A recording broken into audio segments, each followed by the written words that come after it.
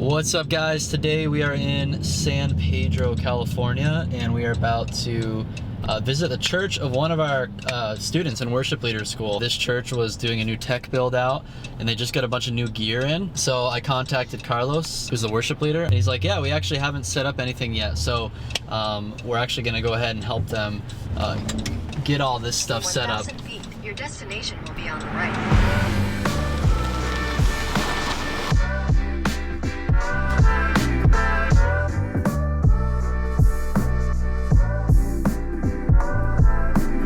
So this is Carlos, the worship leader here. You have pretty much all the gear we had on the list, right, that we put together? Pretty much, yes. Like, at least for like sound. So you have PA speakers, you've got the mixing console, subwoofers,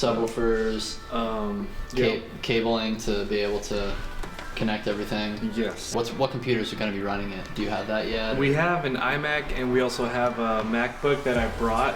We're probably going to be using that today. There were three things we needed to accomplish with Carlos today. Install a new X32 mixer with Dante to replace their old analog mixer, set up an entirely new PA system and digital stage box, and implement in-ear monitors. There's only one issue. We didn't have a lot of time. Jake was sick during most of our trip to Cali, and unfortunately, he needed to get home. So with 2 hours on the clock, we had to get moving. Let me get a mic. We just need a mic stand and a cable.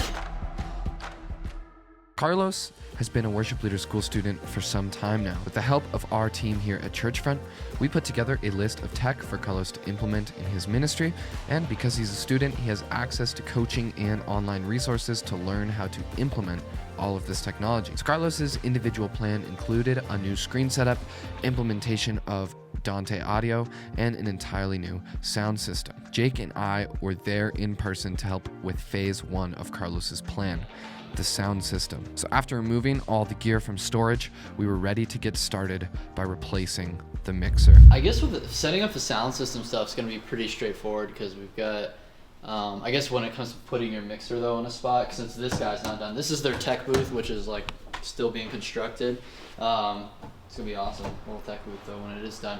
So do you just want to like set the mixer like on that for now, or like what do you want to do? Yeah, for right now, okay. Let's just kind of put it right there. Yeah. That way we can start, testing out the sound, get it together. And the mixing console, the X32. But this isn't any X32.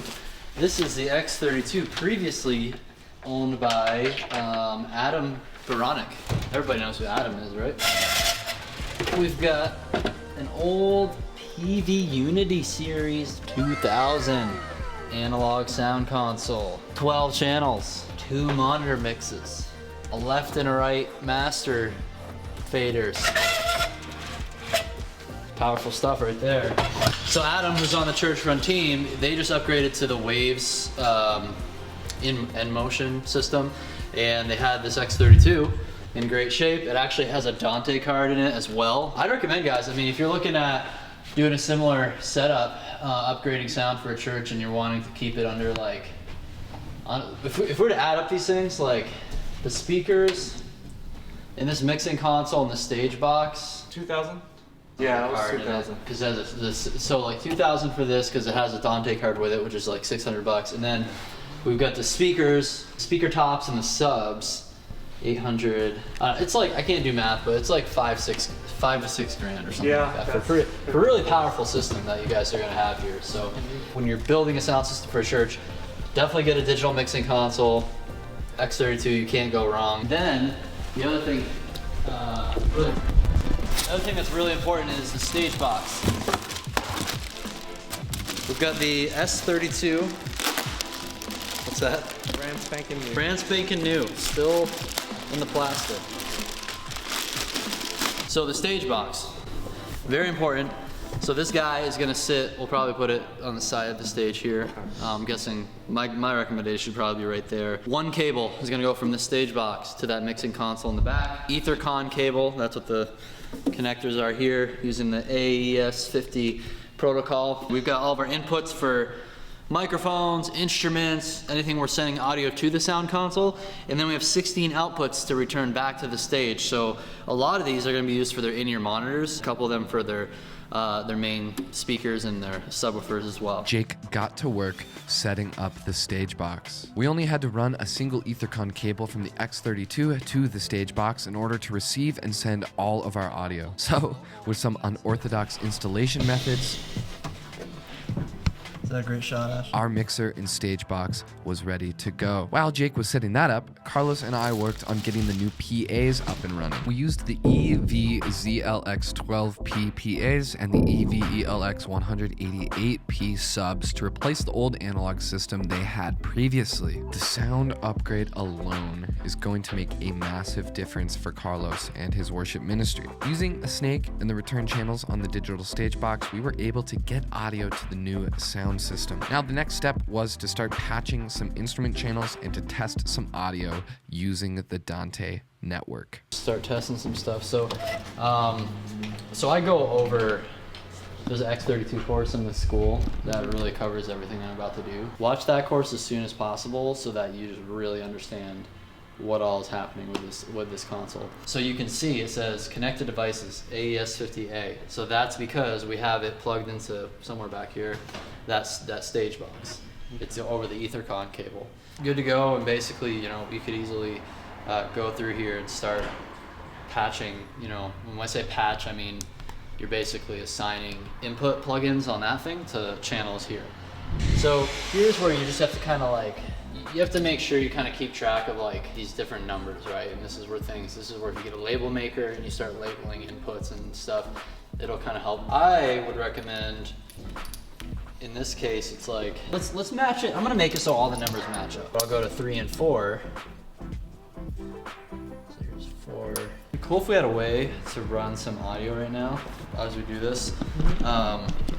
Hey, I want audio outputs 1 and 2 from this MacBook to go to audio card inputs 1 and 2 on this mixing console. Okay, right. Yeah. So.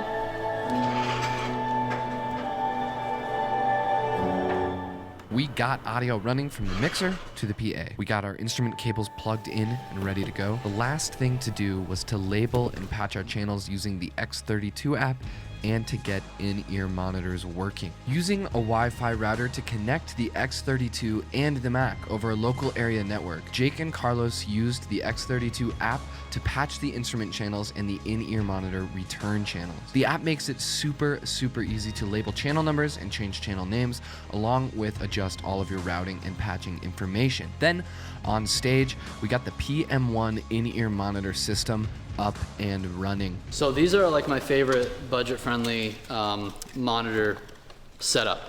It's a Behringer PM1. It's a mono in-ear monitoring headphone amplifier, and we have this signal coming from the digital stage box over there. It's actually going to this little sub snake that we've got in the middle of the stage. And then our musician plugs their headphones in, and bam, they have their own in-ear monitor mix. Unfortunately, we have to get going, and we're gonna leave you with this beautiful mess that we just created for you. But the best part is that we got the infrastructure all set up. We've got the mixer, we've got the PA speakers, we've got the stage box rack, we've got microphones, we even got the in-ear monitors set up. It just took a couple hours to do, just for the first time, and now you guys will be able to just come in here and start rocking for rehearsals for Sunday. Definitely work through all the in-depth courses. That's going to be your biggest help. Also, like I said earlier, scheduling coaching calls with the team as you need help. Don't hesitate to do that. I feel bad leaving you with this mess, but No, not at all. You did most of the work already. And yeah. It'll be my pleasure to clean all this up. I mean, thank you so much for coming over here. Appreciate you so much. I love being able to open up new equipment and set it up like that. I was very pleased that we had pretty much all the gear we needed to do what we wanted to do. Sadly, Jake did not have all of the energy that he needed to conclude this video. Like I mentioned before, he was a little sick and we had to get him home to tuck him into bed. It was great that we were able to stop by Carlos's church and help him implement his new sound system and tech setup. But if you guys are interested in Worship Leader School, just head over to worshipleaderschool.com to learn more and get started today. See you in the next video.